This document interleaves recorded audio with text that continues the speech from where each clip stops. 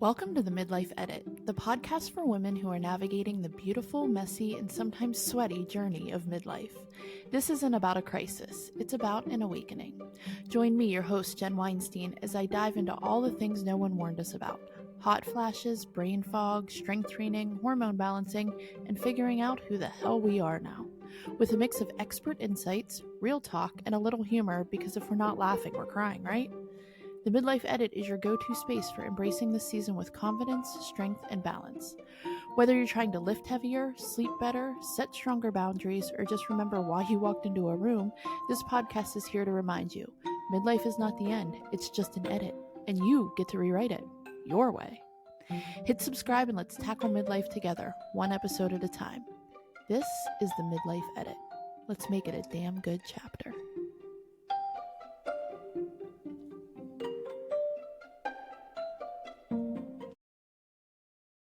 Welcome back to the Midlife Edit, where we talk all things reinvention, resilience, and living life to the fullest, especially in the second half.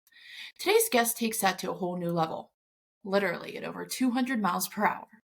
Louisa Swaden is a UK land speed record holder, a member of the prestigious 200 mile per hour club, and the fastest woman to ever ride a motorbike on sand at the iconic Pendine Sands in Wales. Here's the part I love. She didn't start chasing these records in her 20s, or even in her 30s. She's done it all over the age of 50, while also being a proud Nana, world traveler, and now an author with her brand new book, The Stoic Rider. I'm so excited for you to listen to this interview that I had with Louisa. Louisa, welcome to the Midlife Edit. Thank you for having me. Listen, before we get started into the big, fast, adrenaline-fueled stories, you had a really fun answer to a pre-interview question that I asked. If I met you at a party, what would that look like? What would we talk about? Oh, that's easy. The meaning of life. The easiest one of all, right? All right. Yeah, I'm afraid that's me to a T. You know, I love getting deeper. I love going deeper into conversations that really uncover who you are and help me to see a different perspective on this world. I guess that's always been of interest to me, and other people's lives are of interest to me as well. So I absolutely love life, and I just believe it's too short. The time we have, even if we live to 100 years old, it's too short. And so it's always been my mission to do as much as possible in as short a time as I can. So kind of asking people questions about their life is a way of just looking over the garden fence to see what they've done in their life, so you can almost imagine it yourself and just go on that journey with them. So I find, people fascinating, and I'm terrible with small talk. I just want to go straight to it. What's the weather like? Well, what was the best thing you ever did in your life? I'll just go straight to the jugular. So when you're talking to people and you're learning about them, do they usually end up finding out about the 200 mile per hour part, or do you save that till later? Well, I generally save it to later because, it's. So if you'll come to hear from me, I don't believe that the things I've done are anything that extraordinary. I believe that we all have the capability to do extraordinary things if we can just say yes more. So I'm more interested in what's your obstacle. What's stopping you from fulfilling your dream. First of all, I'll say, well, what's that one thing that you've always wanted to do? What's that dream that you have?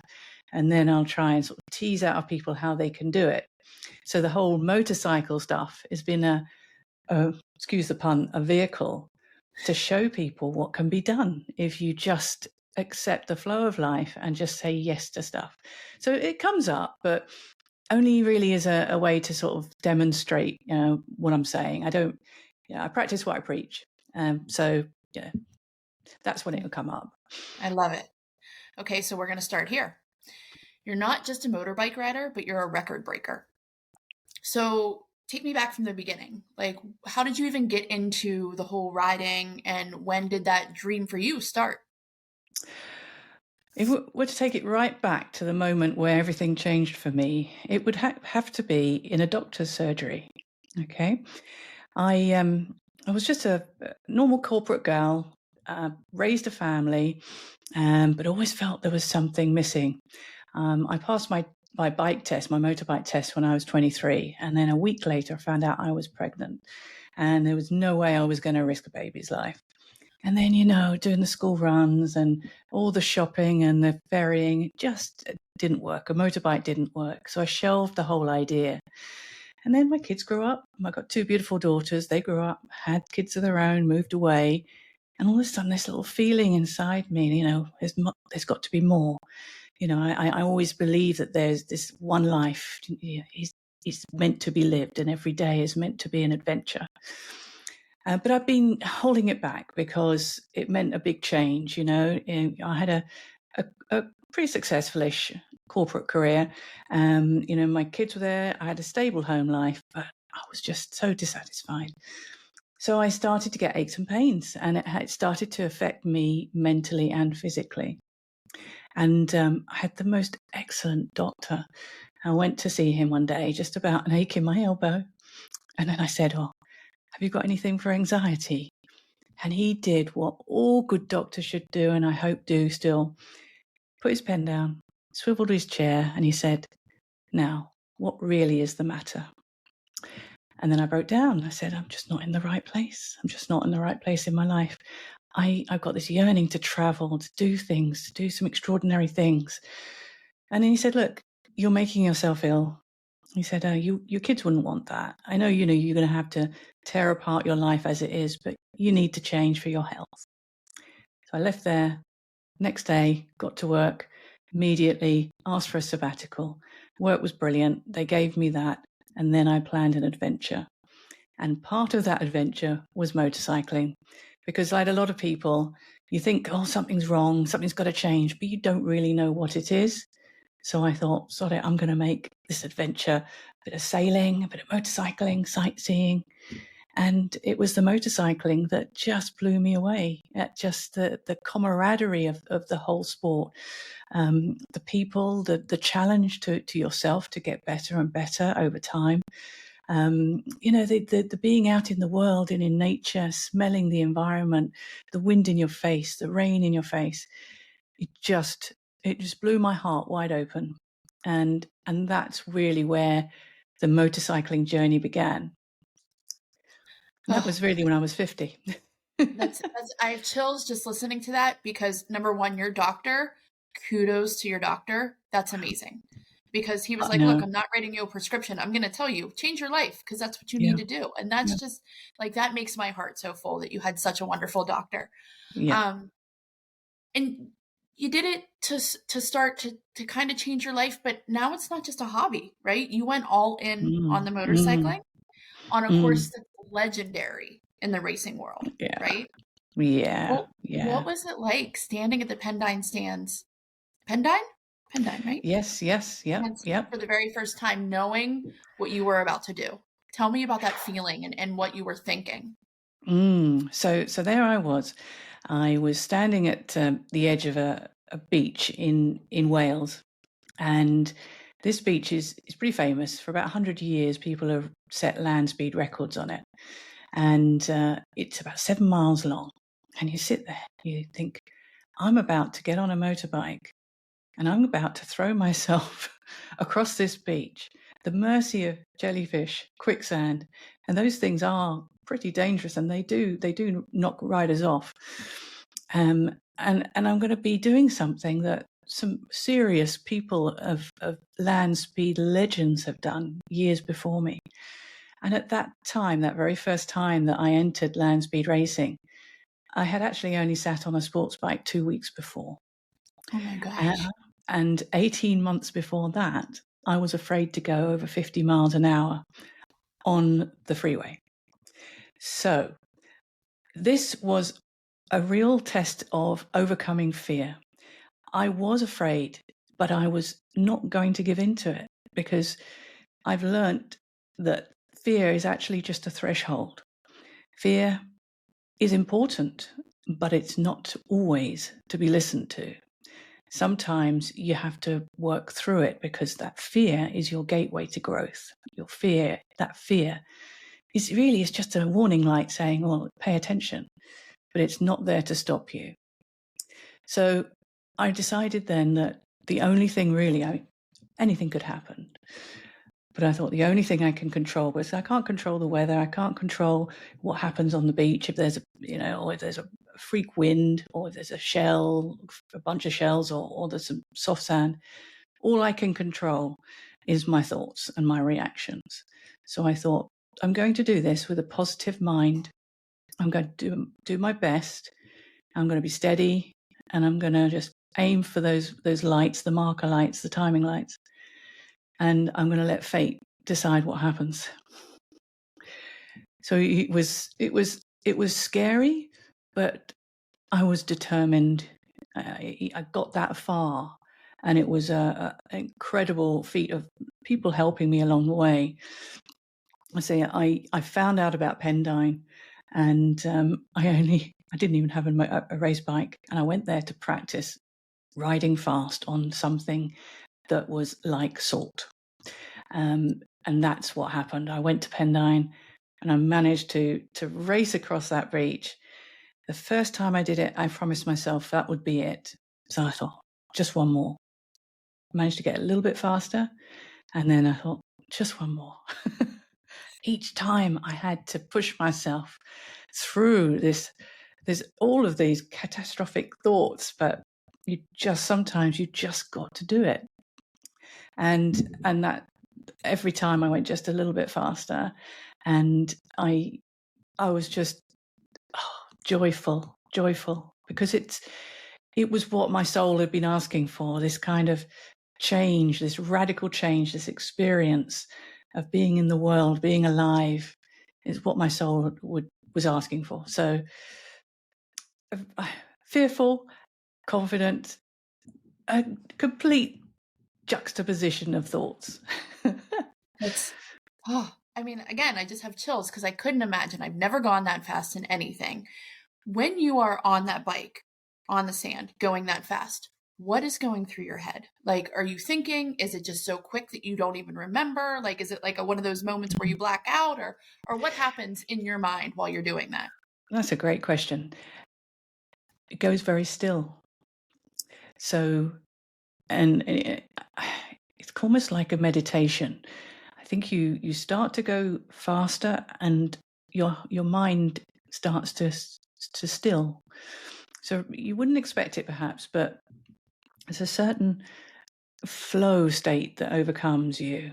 You're hurtling down, the wind's in your face, you're aware of obviously the beach and the sand, and you're aware of the waves, and you're focused on these two pinpoints of light, which are the timing lights. You're pulling back the throttle ever so gently, because sand it's not like tarmac. You can't be rough with it. You have to go very, very, very slowly, and you're getting a lot of wheel spin as well because of the sand. And all you are is just aware of a second by second by second, and it's really quite peaceful. It's really quite peaceful. Strangely enough, yeah. That's awesome. I mean, I couldn't imagine that, because in my mind I'd be like, oh my gosh, I'm gonna die, what's going on? So that's that pill that the doctor said that you needed for your anxiety, right? Because now you're peaceful and you're in the moment. I love that.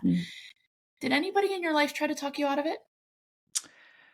No, I am so fortunate. My daughters, I think they must realize that, when I had my heart set on something, that there was no point in trying to talk me out. I think, really, to a person, everybody just said, good for you. I guess maybe they just see a twinkle in my eye when I spoke about it. And I did my best. I did my best to sort of mitigate all of the dangers as much as I could. And other people were so helpful. So in England, the best place to meet is a pub.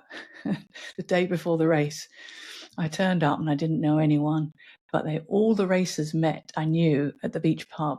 Right? So I turned up and I just said, I've never done this before. What do I do? And then I got this crowd of people just helping me. And the next day they got my bike ready. They made sure it was safe. They gave me all these tips and tricks. They actually disconnected the front brake, because you should not touch the brake when you're on sand, because it'll just catapult you into the air. So they did all of these things, and it was just like a family. And I found this in any aspect of the biking community, either touring or racing or off-roading. People, it's like tribe, and people help each other. So I found that by getting as much knowledge as I possibly could, imagining what it's going to feel like. And I'm a big fan of visualization, of visualizing what it would feel like, and then just saying no to fear, just saying no, negative thoughts. You don't have a home here today, and catching myself and then moving on to what's it going to feel like when I've done this. This is what it's going to feel like. I'm going to do it. Love it. You talk about age being no barrier. And in my podcast and my listeners, we're all in midlife and beyond. And I talk about it being a sense of reinvention, and we'll get to that a little bit later in the interview. But did you feel that physically, or was it mentally that the barrier was, hey, age is not a barrier, I'm just going to go? So between physical and mental, like, what was harder for you? I would say, it's interesting. I would say the mental, probably. Physically, I've just thrown my body around a lot. And I think that's a secret, really, because I've always walked fast somewhere. Until the last 18 months, which I'll talk about in a minute, but until that point when I got to 50, I was really only a casual gym goer, just maybe once every 2 weeks. But I would always be the first one to help lift a bike up if it's on the floor, or if I'm helping to build an extension on my house, I'll be the one lifting up all the bricks and things like that. So I've used my body. So my body, I thought, you're going to be all right. It's done what I've asked it to, just because I move in it all the time. The mental side was no one else is doing this as far as I know. Nobody else is changing their life after 50 and going to do something that's potentially quite life-threatening. Are you really doing the right thing? Are you, and this sort of nagging feeling that you don't belong here just occasionally reared its ugly head.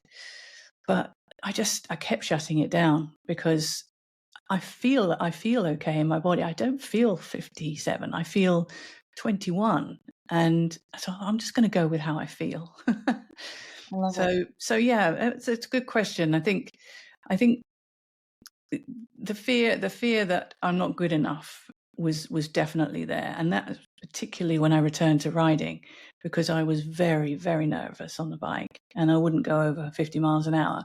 So I just developed a fear of cornering, of braking, of getting on and off the bike even. And those things just had to be beaten down one by one through practice, and through not giving in to those feelings that I can't, and just trying to aim for, I can maybe do 1 mile an hour faster today, and just saying that every day. And then having people around you that support you. I had some great friends who take me out on the bike, and I would follow them, and I would pick up better habits, and I would pick up a sort of just the way they leant with the bike. And it just, the mirror neurons in the head, I started to get better and better and better. And then I threw myself into it, and I started doing a lot of volunteer things with the bike. And I would courier blood products, for example. In the UK, we have this organisation called the National Association of Blood Bikes, and they alleviate the National Health Service by couriering blood products from one hospital to another. And they do that voluntarily. And that's, maybe if one hospital's got not so much blood, or they need a special blood type, they might ask for it from another hospital. Well, to save their money, the blood bikers will do that for free. And they also deliver breast milk as well. I don't know if you've got anything like that in the States. I don't believe we do.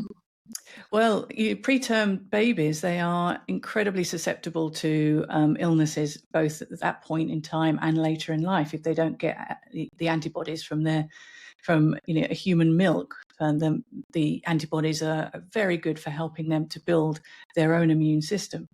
So we have a network of ladies in the UK who donate their own breast milk, and we used to pick it up in special freeze boxes, take it to the hospital, and that would save babies' lives, because if they have formula, it's just not so good for them. So that was something else I did. And I did a few other things, volunteering, but anything on the bike. I find that if you can combine a hobby with something that's good for other people, some altruistic act, I think you've just got the best of both worlds. You know, you're enjoying what you do and you're doing good in the world. I think that's just, that's a good life. Yeah, it is. Louisa, you're the perfect example of something I talk about all the time on this podcast, that midlife is not a crisis, but it's your next chapter, right? It can be the best chapter of your life. Gosh, yes. And you've said your message is, and we're going to talk about the word reinvention, reinvention, reinvention. Yeah. For somebody who's listening and thinking, oh, that sounds great, but I'm too old, or I'm too far gone, or I can't do that, I'm stuck, what would you tell them? I would say, well, first of all, shut that voice up, right? Okay, because I could prove it to you. Apart from the motorcycling, as I mentioned, I really wasn't a gym goer until 18 months ago. And I suddenly thought to myself, I wonder what it would be like to actually enter as an athlete a competition. And I thought, oh, I feel pretty strong. How about powerlifting? And then I got myself to a strength gym, and I rashly made a New Year's resolution that I would enter a national competition, powerlifting. And that started me on a journey. And I was 56 at that time. And it set me on a journey. And eventually, after just keeping at it, I managed to get myself a silver medal a month ago in a British Masters Classic. But that's just to show I was started from a complete dead stop. I don't believe in no. I believe in it's just yourself. If you've got something that you really want to do, if you've got a dream, just take it in smaller steps. You know, you don't have to get there tomorrow. What you need to do is just turn up. And there were times in that gym journey that I really didn't want to be there. I knew it was necessary, but it was hard. Okay, I don't know. It's not the same for everyone. Everything is different for everyone else. But I just kept turning up, and I kept on with the diet, and I just found myself eventually, the more you do something, the more habitual it becomes. You don't see it, but you're actually improving, and it's getting easier. So if anyone has those feelings, I would say, stop right now. Stop that voice. If you have a dream, you must answer that, because like my doctor said, you'll make yourself ill if you don't. And there's also another reason which I like to bring up, which is there's a palliative nurse who did some research around the regrets of the dying. And she asked hundreds of people, what's your biggest regret? And the number one was, I wish I lived a life that I wanted to live instead of one that others expected of me. And I think that's such a powerful statement. You can imagine, it's not a nice thing to imagine, but being at the end of your life, that's the time when all of your experience has come to bear. You've got nothing to prove, but all you can come out with is your truth. And that was the number one truth. So if anyone is listening to this and they are putting something off, or they're thinking that they are to this or to that or to the other, please shelve that thought and remember what these people have said to you. And remember what I'm saying to you is that you are not incapable of this dream. You just take it slow. I love it. And just to piggyback off that a little bit, because you've talked about, and the quote was, trading time for life, not more stuff. Yes. So how has like chasing your passions changed how you look at time? I've always really I've always had a very, I think, healthy view of time, because unfortunately I've seen my parents go far too young, and other people who have been close to me have passed away. So time for me has always been the most valuable thing that we have. And I'm spending my time on earth now, not only doing the things, that I need to do, I want to do, that I can do, but also encouraging other people to take that leap and to use their time wisely. And there's a fabulous saying, the cost of anything is how much freedom you're willing to exchange for it. And those words for me are very insightful, because you can imagine how many people are out there who are continuing to work when they don't have to, and they're working to sustain another 2 or 3 bedrooms, or that new car, or that boat, or anything. They're exchanging their life for that. So that whole principle has become really into sharp focus for me, and that's part of my passion and part of the reason that I've done all these things in quick succession. It's because we really don't know how long we've got, and time is absolutely the most valuable thing you have. Please, you do not spend it unwisely, on things, because things, they just come and go. But your time, think of things you can do, the people that you can meet, the stories that you can then tell your grandchildren. Think of all that. That can happen. You can be that one person who is the exciting one in the corner and inspire the generations before you, underneath you. I believe strongly in the power of role models, especially older role models. I think you lead the way. I think we lead the way, and we show what's possible.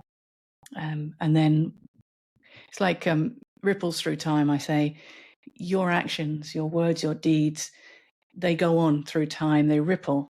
If you're a good boss, if you're a good mother, if you're a good grandparent, that doesn't go away when you do. The effect of your actions, your words, they ripple through time, generations. You could affect someone 6 generations down the line. My actions and my deeds might actually have a difference 3 or 4 generations down, when somebody looks up their ancestry and they say, oh, my great-great-grandmother got a land speed record.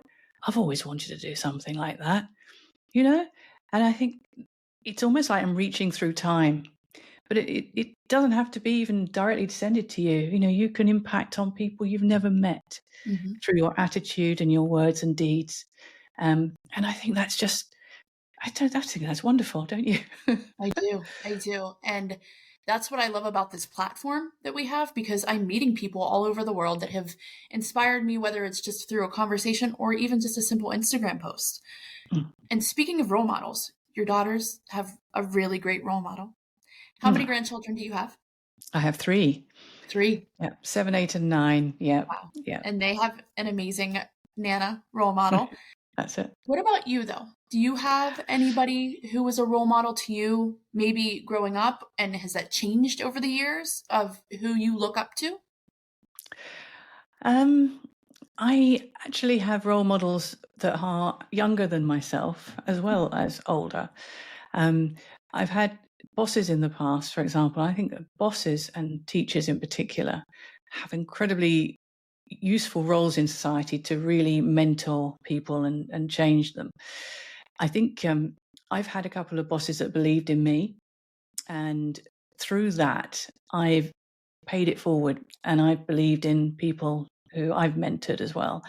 And you can see that difference that it makes to have someone believe in you, and what that feels like. I mean, you could probably remember a favorite teacher, right? You could probably even remember a favorite lesson. I mean, I remember putting my hand up and getting something right with my favorite teacher, and him smiling at me, and I just rose so tall in that class.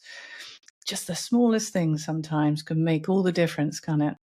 So I would say bosses and teachers, and the occasional colleague that I've worked with who's just blown me away in my life. So everybody can be a role model. Even kids can be a role model. My grandchildren role models all sorts of things to me, and they're certainly better than me at some things as well, especially social media. Yeah. Technology. Yeah. I know. It gets to that point where you're handing your phone to a 7-year-old to fix it for you, and you think, Yep. "Oh gosh, I'm really old."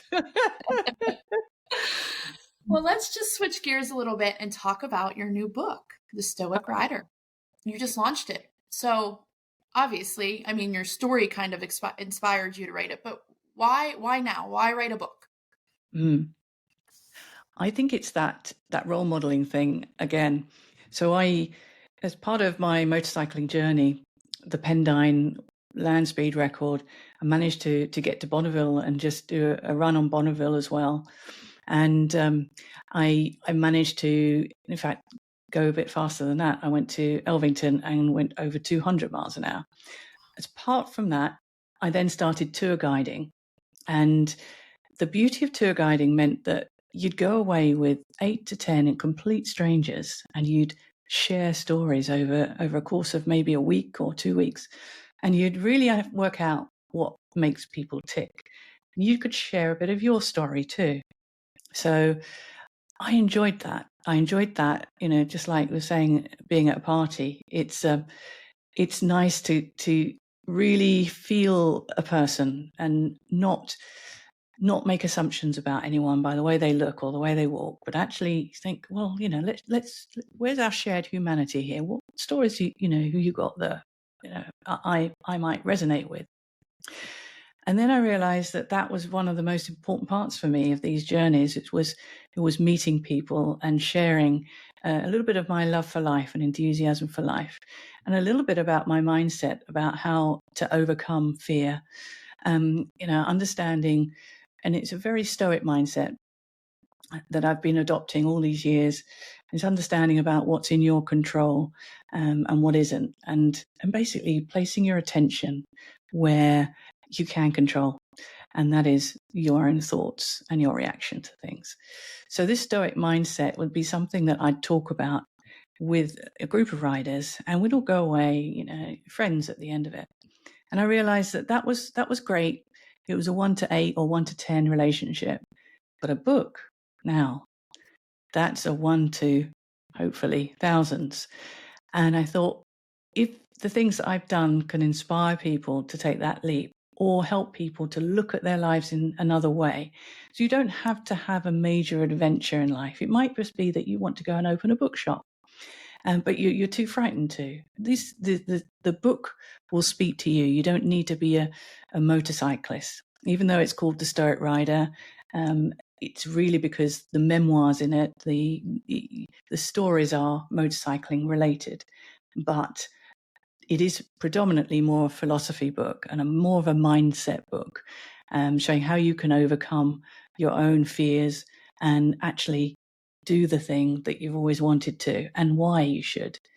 And it includes sort of sections on, the Stoics are very good environmentalists. They love being out in nature. They liked being in the world, and they talked a lot about being a good person, a virtuous person, and role modeling.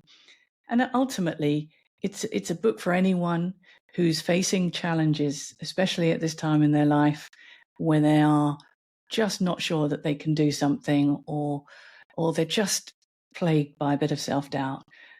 This is why I wrote the book. It's to reach those people. And the more stories I get back that it's made a difference, well, the taller I walk, because that's my use of my time on this planet. And that is my mission. And I tell you, when you find out what you're meant to do, your whole body lifts up, It's a very, very physical feeling, finding your purpose. And if you've not made it there, because your body will be all tight, like mine was before I quit working. But when you're there, you suddenly lift. And every day you have more energy than the last. And that's how it's been with this book. So It's amazing. A bit of a long answer. Yeah, no, that's exactly what I wanted, because I was going to ask you about, okay, so I'm not a motorcycle rider. Why do I want to read it? Because, if I look at it and I'm like, oh, this might not be for me, can you share just maybe one of those mindset shifts from the book that applies to everyday life, no matter what you do in your life? Yeah, sure. There's a phrase that we use in motorcycling, which is called "where you look is where you go." And basically, it's a target fixation thing. If you are turning a corner on a motorcycle and you look down on the ground, that's where you're going to go. Your body follows your gaze, as it were. And it occurred to me that that's very much in true with your thoughts as well. So where you look is where you're going to go. If you're going to look on the negative, I can't. If you're going to look at that's going to go wrong, that's going to wrong. It's almost like you attract those things. You look for those things, you get confirmation bias, and all of a sudden those things are happening. So it's that's probably one of the biggest lessons. It's where you place your attention is where you're going to go. If you place your attention, I want to open a bookshop, you'll suddenly start to see things that align with that intention. You'll see, there's a lease on a shop down the road that's just come up. You think, you start to work out, oh, can I financially afford to do that?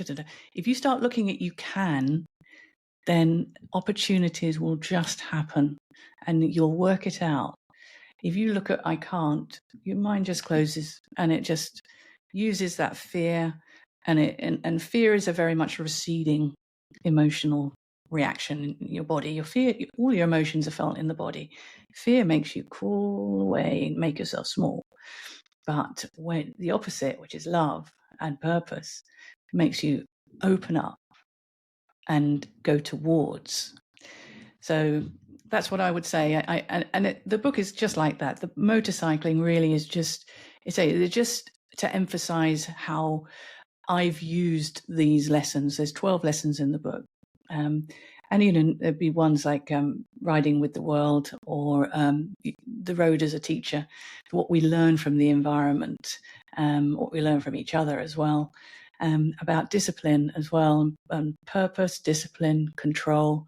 So if you're somebody who needs a little bit of help in channeling their energy, reducing the mental chatter, and who needs a little bit of a nudge, then hopefully the book is just perfect for you. I love it. And you've also created a free companion journaling guide with it. Yeah. So what's kind of like the purpose behind that? Like, who's it for? Is it for somebody specific, or you just think that, hey, if you're going to read this book, this may go along with it and you can do it? Well, the book is not just intended to be a read, put it away. So the book is a field guide, really. And the companion journal is something that I'm hoping will then be of practical use out in the world. So read the book, and then the journal, at the end of the day, I would have, say, 1 page per chapter. It will explain what that chapter means, like the where you look is where you go. And then there'll be prompts to ask you, what have you seen today that made you feel drawn towards it? What sort of thing, what thoughts would you like to eradicate? And then it's really just, it's an interactive way of you then using the lessons in the book. So the book is a memoir, field guide, and the companion is a very personal journey, how you can apply those things to your life. And it's meant to kickstart that thought process. What if I do this thought process? So, and that's free. I'm really excited for that. Yeah, I'm one of the people who, I need a guide. I need somebody to tell me, okay, you need to start the prompt, and then I can run with it.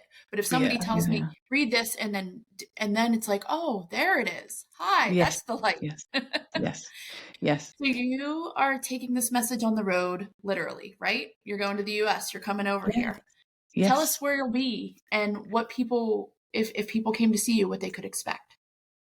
Well, I should have some books there, which is great. But I've got 2 very special events going on in the US, one on the East Coast and one on the West Coast. The one on the East Coast is the Women International Motorcycling Association, and also a reunion of a very important event called the Women Riders World Relay. which was started in 2019, and it involved a baton being passed from woman to woman all around the world. Brilliant. So there's a reunion going on in Portland, Maine on the 8th to the 13th of September. Then I'm going to make a few book signings on the way across America. And I'm going to finish at the end of the month at another very special event called Hub, which is Horizons Unlimited event. And they have events all around the world for all kinds of traveling, people who've circumvented the world on any kind of vehicle or even just walking. And it's a fantastic place for people, travelers, to come and meet and share stories. So I'm going to be sharing the book, and I will be doing talks at those events. And it'd be fabulous if anyone can come and meet me, say hi, just say, I listened to you on Jen's podcast, and then I'll give them a free sticker. I love that. I love that. Before we wrap up, I have some fast-ish quick questions that I like to do, like a quick fire run. So what's one thing on your bucket list you haven't done yet? I would like to go to Machu Picchu. Yeah. Or actually Alaska as well. No, don't get me on my list of things to do. You're like, wait, hold on, all of these you need to do. Yeah. So along with that, if you could ride anywhere in the world tomorrow, where would you go? Well, I've been very fortunate. I've been most of the world. Japan is the place I would like to go. I would love to just ride around Mount Fuji. I'm told it's very beautiful. So I've heard the same. I heard it's gorgeous. Yeah. Is there a song or a band that you listen to, maybe while you're working out or before you ride, that really gets you pumped up? Yeah. In fact, this was playing in my head just before I went on the Bonneville run. It was actually War of the Worlds, which is an unusual one, right? Yes. So it was just, I think it's the beat of the War of the Worlds, dun, dun, dun. It's just so dramatic. It just really focused me. So yeah, that would be the one, the thing that comes into my head if I want to get pumped up, if I want to get ready to do something, if I just hear that beat, dun, dun, dun, I'm in the zone. I love it. Is it just water, or do you do coffee or tea or some kind of energy before a race? It's usually water, and I might have some sort of energizing tablets, or it's pretty much water, vitamins, water as well. So yeah. And what's one word you describe life after 50? Rejuvenating. Love it. Yeah. One word. This is the best decade I've ever had. Yeah. I love that. And I'm so glad you came, because I think that listeners are going to be like, oh, okay, I can do this. Or, the more people that I have on, the more stories I share like yours, it really gives women the okay, because sometimes we need the okay to be like, yes, this isn't selfish. I need to do it for me, and I'm going to, because everybody else in my life will be happier once I do as well. Yes. There's a phrase, if you're not happy, no one's happy, because the people that love you want you to be happy and fulfilled, and it's a perfect. I would just say shout out to any woman who's in this decade, who just has that feeling of that constriction, knows they're not in the right place. You could see a doctor, but I can tell you what the doctor would say, and it's what he said to me, and that is deal with that thing. Flourish, because time is precious and you don't know how long you got. And I've just seen far too many people go, and I'm living for them. And if you're listening to this and you're not sure, drop me a line and I'll give you some encouragement. You've just redefined what's possible at any age, not just for like a motorcyclist, but for any women, any women, I guess, out there, or men. So if somebody's listening and they want to drop you a line, or they want to get your book, where can we go? So I've always been a fan of thinking and choices. So I made myself a little name of the existential biker. So if anybody just puts existential biker onto Google, you'll find me. But I'm on Facebook, and I've got my own website as well, where you can sort of see a few things that I've been up to, and a few blogs up there. Yes, or just look for the Stoic Rider, and you'll see me come up as an author on that. But yeah, that's it. And if you want to drop me a line on Messenger through Facebook, then I will look at it, because Awesome. I'm all about, that's what my purpose is to get people to spend their time the best way that gives them fulfillment in life, because then you end up being a better person for everyone around you too. So it's a very loving thing to put yourself first. It's not selfish, because you'll turn out to be a better person. Yeah. Love that. I'm going to link everything in the show notes. Please go out and buy Louisa's book. I am so excited to read it. And I know there's a few friends of mine that will really love this as well. I have a friend from high school, and we went to college together, and we took an existentialism class. So as soon as we're done here, I'm going to send her your page, because I think that she'll really, really love it. So I'm going to link everything in the show notes. Louisa, I'm so thankful that you came today. I think this is going to be really great for a lot of women. And I wish you the best of luck on your journey in the US and with the book and everything else. We can't wait to see what you do next. Thank you. Good luck. And thank you very much. And good luck to all your listeners out there who are on a precipice of a new life. I feel it. And I feel you. So good luck with that. Thank you very much for your time. And thank you very much for having me on the show. Absolutely. Wow.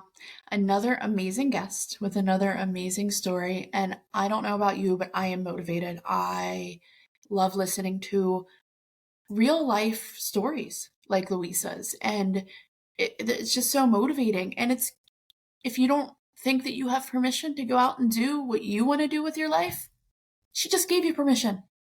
Please, please, please go out and get her book. I'm going to link it in the show notes. It's on Amazon, The Stoic Rider. Go check it out. It's going to be great. It's going to make your mind think. It's going to give you the permission that you needed. It's going to get you through that imposter syndrome. And it's just a very good book by a very good person. I am so excited to bring you more guests like this. Thank you for listening and being part of this amazing journey that I'm on. This is the greatest platform ever. And I am so thankful for my listeners. Please make sure to like, follow, and share if you know somebody in your life needs to hear this episode today. And until next time, this is the Midlife Edit. Let's make it a damn good chapter.